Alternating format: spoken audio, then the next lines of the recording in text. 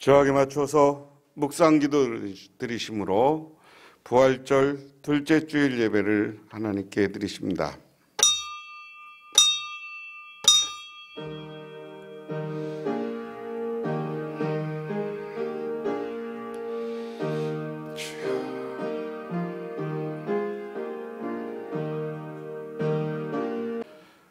우리가 그의 계신 곳으로 들어가서 그의 발등성 앞에서 엎드려 예배하리로다. 여호와여 일어나사 주의 권능의 개와 함께 평안한 곳으로 들어가소서. 온 우주의 창조주가 되시고 그곳에 하나님의 형상대로 우리를 창조하여서 존귀한 삶을 살게 하셨습니다. 하지만 우리 사람들의 교만과 욕심 때문에 하나님의 명령을 어기는 죄를 지었습니다.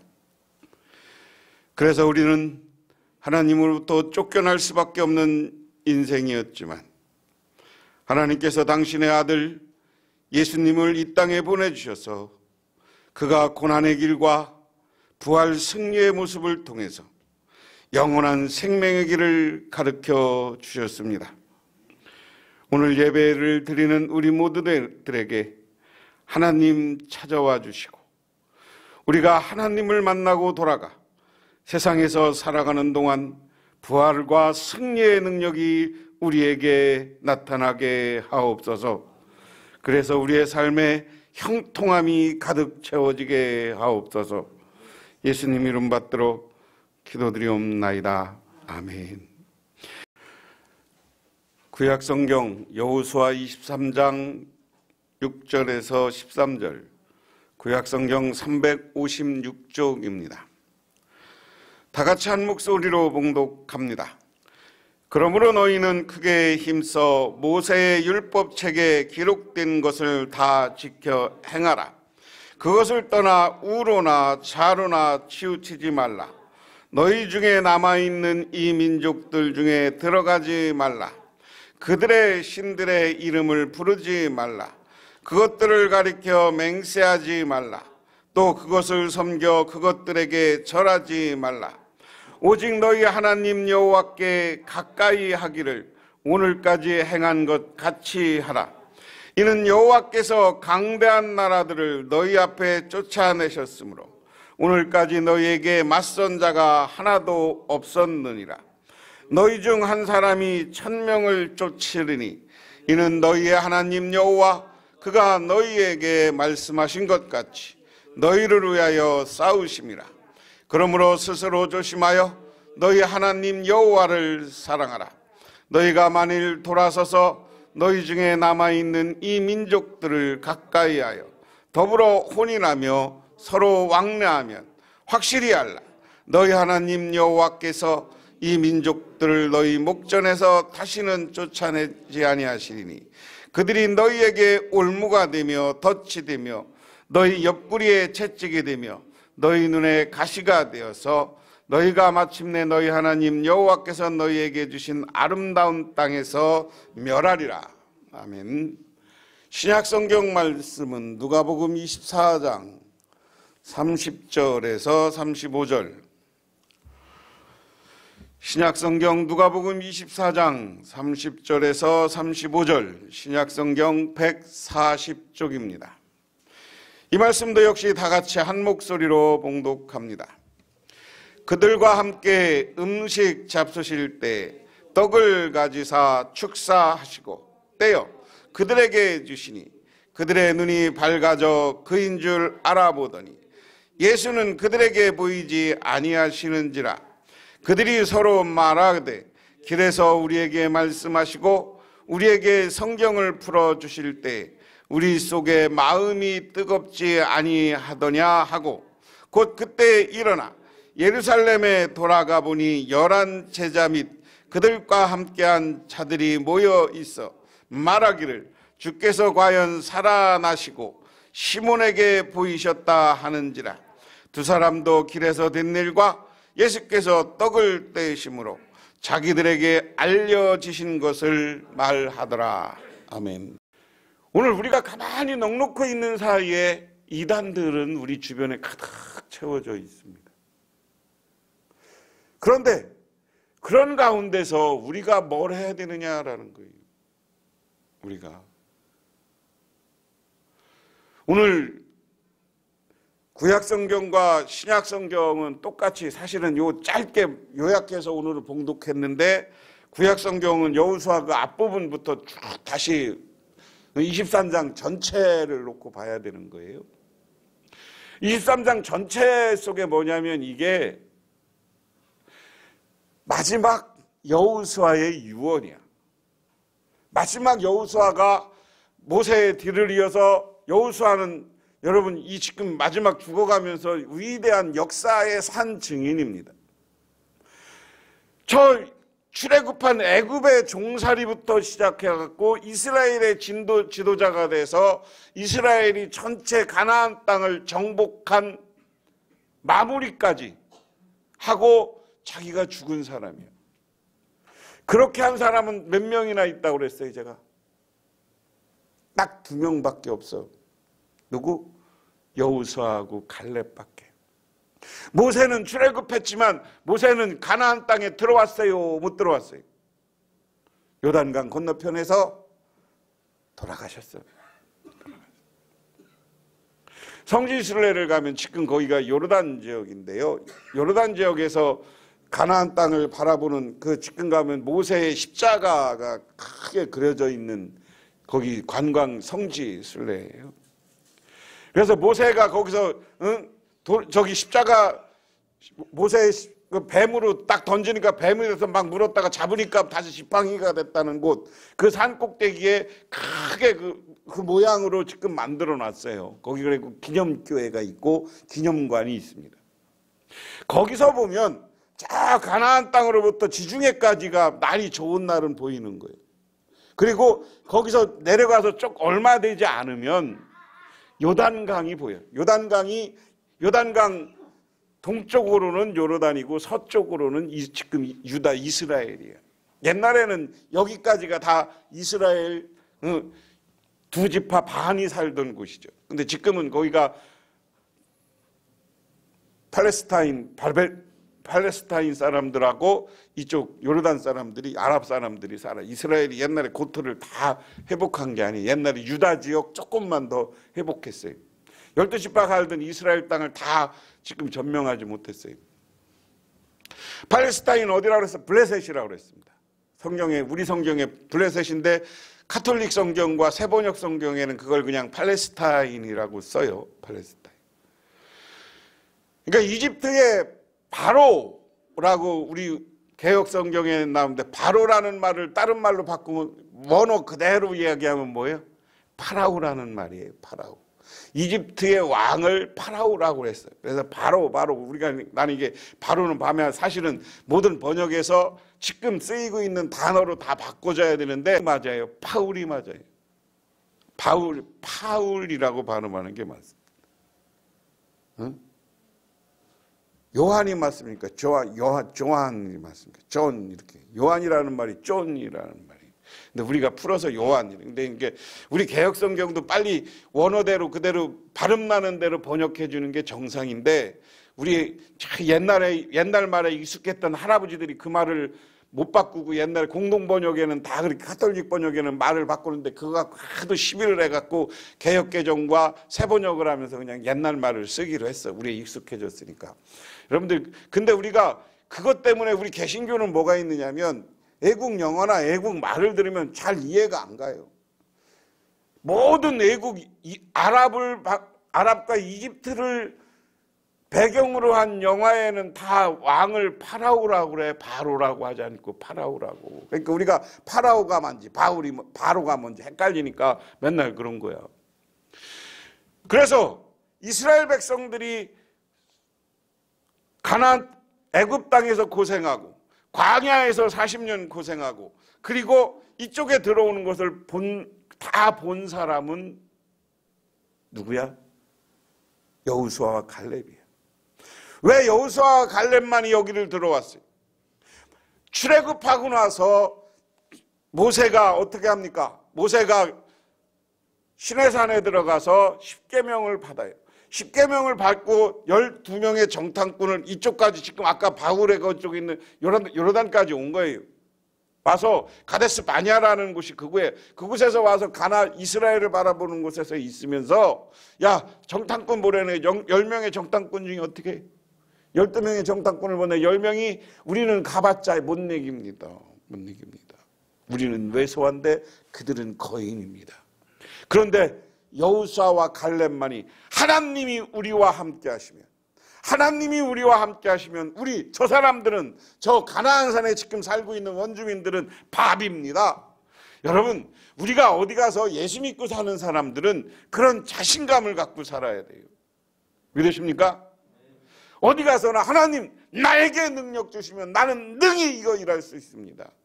나에게 회방하고 나를 공격하고 하는 사람들 다 나에게 밥입니다. 이런 자의식 갖고 살아야죠. 그런데 예수 믿는다 하면 어디 가서 그냥 비틀비틀 거라고 모르겠어요 그러고 그러면 안 돼. 여러분 자녀들에게 그런 도전 정신을 가르쳐 주시고 능히 승리하고 세상의 삶에서 이기고 복받을 수 있다는 믿음과 확신을 가지기를 주님의 이름으로 축원합니다. 그런 확신이 있었던 사람이 누구냐? 여호수아예요.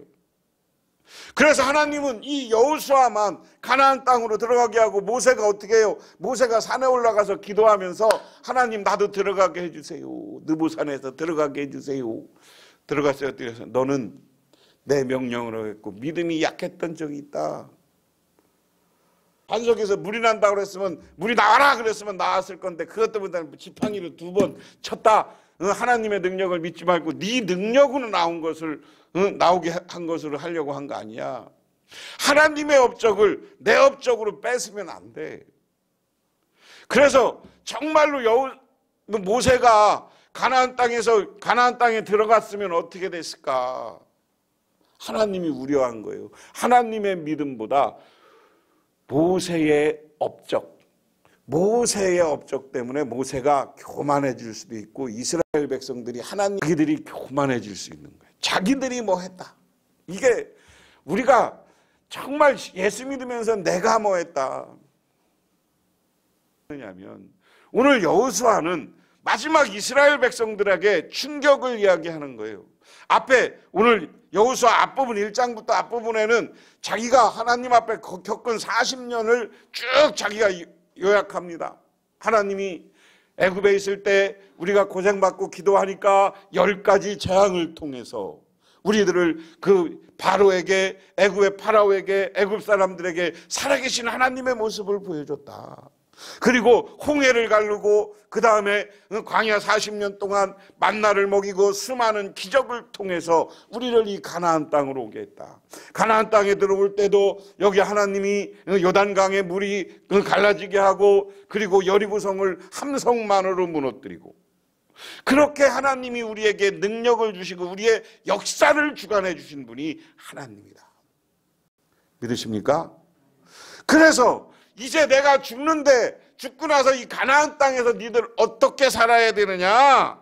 어떻게 살아야 되느냐? 오늘 말씀을 6절부터를 세 번역으로 봉독해 보면 그렇습니다. 그러므로 모세의 율법에 기록된 모든 것을 아주 담대하게 지키고 행하십시오. 그것을 벗어나 좌로나 우로나 치우치지 마십시오. 당신들은 이웃한 남아있는 이 나라들과 사귀지 말며 신들의 이름을 부르거나 그 이름으로 맹세하지 마십시오. 그것을 섬기거나 경배하지도 마십시오. 오직 당신들은 지금까지 해온 대로 주 당신의 하나님만을 가까이 하십시오.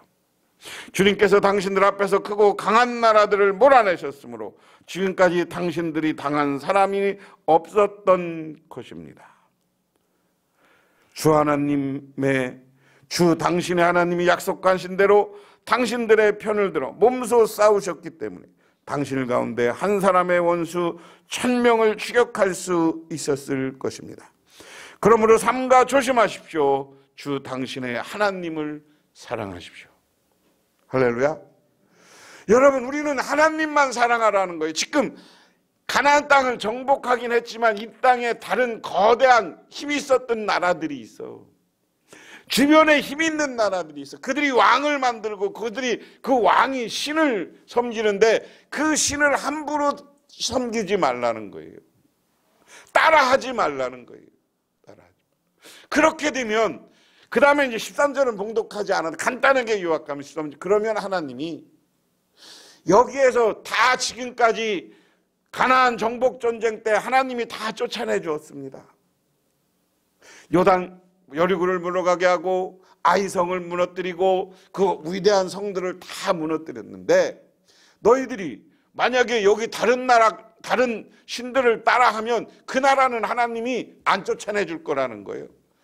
이스라엘이 하나님을 믿지 않고 그 신을 따라가는데 그러면 그 백성들을 거기다 남겨놓는 거지. 그러면 남겨놓으면 그것 때문에 어떻게 돼? 이게 이제 사사기에 나타나는 거예요. 사사기에 가면 판관기 사사기에 가면 그 이방 나라들이 이스라엘이 그 나라를 따라가면 걔들이 와서 전쟁을 일으키고 그들이 우상을 숭배할 때마다 이스라엘이 괴롭힘을 당해. 선택하라는 거예요. 오늘 여호수아는 니들 하나님을 사랑하고 하나님의 말씀대로 잘 살으면 하나님이 능력 줄 것이고 지금까지 애굽에서 10가지 재앙과 홍해를 무너뜨리고 40년 너희들을 지켜주고 여리고와 요단과 이것을 다 무너뜨린 것처럼 능력을 주고 여기 보면 천리나 사람을 쫓아가서 쫓아내고 뭐 이런 얘기잖아요. 응?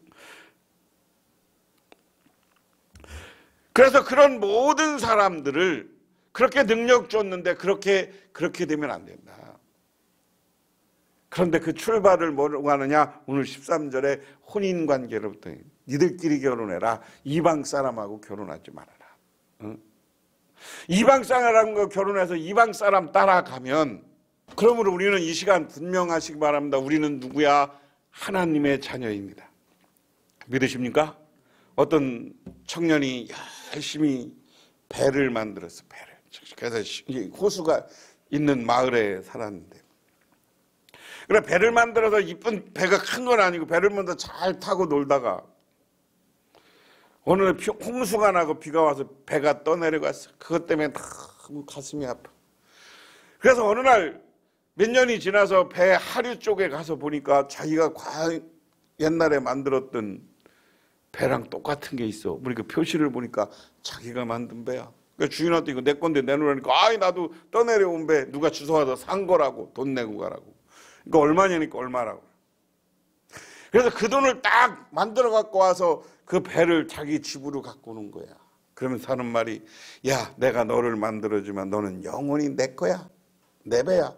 그러면서 그날부터 이 배를 쓰다듬고 그냥 청소하고 계속 맨날 관리를 하는 거예요. 이것처럼 우리는 하나님 거예요. 우리가 하나님 것이 되면 하나님의 사람이 되면 하나님을 사랑하는 사람이 되면 하나님이 우리를 돌보아 주시고 고난과 어려움에 빠졌을 때 그것을 극복하게 해주고 우리를 지켜주시고 인도해 주시는 줄 믿으시기 바랍니다. 이게 우리 하나님이라는 거예요. 오늘 신약성경 이야기는 뭐냐면 하나님을 잃어버린 사람들, 하나님이 예수님이 누군지 깨달지 못한 두 사람이 엠마오라는 곳으로 가요. 다른 성경에는 이 엠마오로 가는 제자들을 만나는 이야기가 없어. 그냥 마가복음에 간단히 돌아가는 청년을 만나다 2절에 있고 이렇게 구체적으로는 누가복음에만 써놨어요. 엠마오로 가는데 엠마오로에서 이제 가요. 가는데 13절부터 이 말씀을 읽어야 돼. 그들이 가요. 가는데 거기 옆에 예수님이 갔어. 야, 니들 왜 돌아가냐? 어디 가냐? 그러니까 우리 고향으로 돌아갑니다. 왜 가냐? 아유, 내가 예수님을 쫓아다녔는데요. 예수님이 십자가에 매달려 돌아가셨어요. 근데 돌아가셨는데 이틀 있다가 여자들이 무덤에 갔는데 거기서 예수님이 사라졌대요. 부활했나 봐요. 그런데 그리고 제자들도 갔는데 거기 따라다니는 제자들도 가보니까 그분들도 예수님을 못 만났대요. 그러면서 저 얘기하고 가는 거야. 그러니까 해가 졌어요. 해가 졌는데 여기서 예수님은 계속 가자고 하니까 아니 해가 졌으니까 오늘 여기서 자겠습니다. 그럼 자자. 그리고 어느 바닷가로 가서 고기를 샀는지 고기를 같이 물고기를 나눠 먹는 거예요. 예수님이 축사했다고 그랬어요. 축사했어요. 과거에 오병이의 기적 그리고 마지막 만찬 이런 것 때문에 예수님이 꼭 물고기를 축사하잖아요. 축사해서 나누어줘서 그것을 잘 먹고 생각하는데 보니까 그분이 예수님이야. 예수님이네. 그러고 예수님 그러는데 예수님이 사라졌어. 오늘 이야기는 부활한 예수님의 모습 한 가지를 이야기하는 겁니다. 예수님은 여기를 보면 부활한 예수님은 몸으로 부활했지만 육신적인 한계를 뛰어넘는 분으로 나와요. 부활한 예수님을 만나는 장면을 보면 제자들이 모여있는데 문으로 들어오지 않고 그냥 들어오시기도 하고요. 문이 잠겼는데 오늘 제자들처럼 이렇게 엠마오로 가는 사람들을 옆에서 가다가 갑자기 사라지시기도 하고, 조금 부활한 예수님은 영적인 분이라 지금 이렇게 인간의 모습을 초월한 모습으로 그려집니다. 우리는 그렇게 믿어야 돼요. 부활한 모습은 나중에 우리 사람도 영적으로 육적으로 부활하면 우리는 지금의 육신적인 한계를 뛰어넘는 모습으로 변화되는 줄 믿으시기 바랍니다. 이게 우리 부활한 예수님의 모습이에요. 갑자기 옆에 물고기 같이 잡수시다 사라지시기도 하고 갑자기 제자들이 있는 데 들어오기도 해요. 예수님인 것을 깨달았다, 알았다, 눈이 열렸다, 영안이 열렸다. 여기 중요한 겁니다. 우리도 영안이 열리고 눈이 열려야 돼요. 같이 갈 때는 왜 예수님을 몰라? 예수님인지 몰라. 왜? 지금까지 이 사람들은 실망한 마음 상태야. 예수님을 부활한 예수님 제자들과 수없이 많이 나는 부활할 것이라고 가르쳐줬지만 그것에 대한 믿음이 없었던 거예요. 그러니까 예수님이 다시 부활해서 자기들과 걸어 다닐 거라고는 꿈에도 생각을 안 한 거야. 죽으면 그만이지. 여러 가지 이때 설이 있어요. 시체를 누가 감췄다는 등 이런 것에 휩싸여 있는 거야. 예수님이 천사의 고지대로 천사가 말한 대로 부활했다고 믿은 게 아니라 예수님 시체가 어디 갔나? 이렇게 생각한 거야. 그러니까 부활한 예수님이 나와 함께 거닐을 거라고는 꿈에도 생각을 못하니까 이게 뭐지? 그러는 거. 그런데 밥을 먹다 보니까 과거의 오병이어의 기적도 생각나고 예수님이 가르침이 갑자기 생각나니까 깨달음이 오니까 그분이 예수님을 하는 거. 이제는 뭐가 생기는 거예요? 예수님이 부활에 대한 확신이 생기는 거예요. 믿으십니까? 여러분, 우리들도 예수님의 부활이라는 걸 그냥 성경대로 믿고 확신하시기를 바랍니다. 우리들도 예수님을 믿으면 우리가 부활, 승천한 예수님처럼 우리도 죽었다 부활해서 영생을 누린다는 분명한 믿음을 가지시기를 주님의 이름으로 축원합니다. 이 믿음이 중요한 거예요. 이 믿음 없으면 어떻게 돼요? 사도 바울이 뭐라고 그랬어요? 이 믿음이 아까 우리가 교동문 한 거 중에 부활에 대한 믿음이 없고 부활하지 않으셨다면 우리의 믿음이 헛것이다라고 했어요. 여러분, 부활한 예수님에 대한 믿음이 부활이 헛것이면 기독교가 2000년 동안 이렇게 존재할 수 없어요. 거짓말시키는 종교가 존재할 수 있냐고요? 여러분, 수많은 이단과 수많은 종교가 왔다 갔다 하지만 예수님이 부활한 게 거짓말이라면 기독교는 무너졌어야 되는 거예요. 사라졌어야 되는 거예요. 오늘 내가 설교할 자격을 가지고 있으면 안 되는 거야. 근데 예수님이 분명한 게 참 진리인 줄 믿으시기 바랍니다. 진리이기 때문에 우리는 그걸 믿고 예수님이 가르친 대로 우리는 죽었다가 다시 부활한다는 걸 믿고 살아가시기를 바랍니다. 자, 그런데 여기 예수님이 부활한 것을 믿는 순간 이 사람의 삶이 바꿔지는 거예요. 어떻게 바뀌어져? 엠마오로 고향으로 그냥 돌아가던 길에서 예루살렘으로 삶의 방향을 바꾸는 거예요. 믿으십니까? 여러분, 부활한 예수님을 믿으면 우리의 삶을 바꿔야 되는 거예요. 삶을 바꿔야 되는 거예요. 지금까지 나만을 위한 삶이었다면 하나님을 위하고 하나님께 감사하는 삶을 살아야 되는 거예요. 하나님의 명령과 하나님께 순종하는 대로 살아야 되는 거예요. 우리가 하나님의 뜻을 해서 순종해서 사는 게 아주 중요하다. 근데 오늘 삶을 바꿨다는 것은 이 엠마오로 가던 두 사람이 예루살렘으로 올라가는 거예요. 예루살렘 올라와서 누구야? 제자들을 만나. 제자들을 만나서 한 얘기가 뭡니까? 오늘 제목이에요. 과연 살아나시고.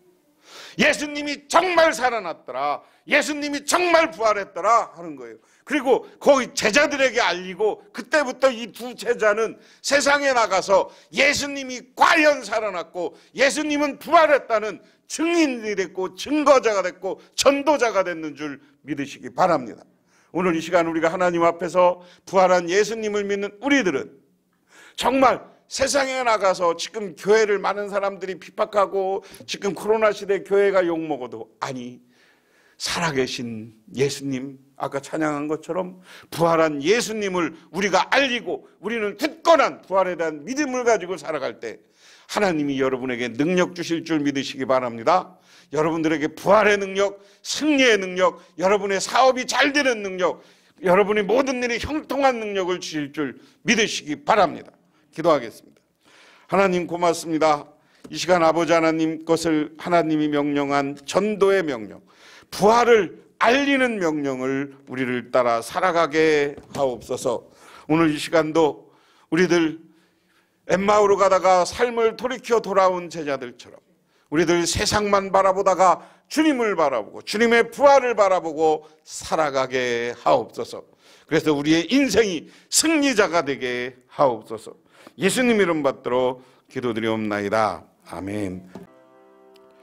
지금은 부활 승리를 통해서 우리들에게 참다운 승리의 모습을 보여주신 우리 주 예수 그리스도의 은혜와 온 우주를 창조하신 성부 하나님의 사랑하심과 우리 삶 가운데 찾아와서 우리 끌어가시는 성령님의 인도하심, 오늘 부활절 둘째 주일로 주님께 나와 부활한 예수님을 바라보며 돌아가는 우리 복명교회 모든 성도님들과 그 가정이 지금부터 영원토록 함께 합시기만을 간절히 축원하옵나이다.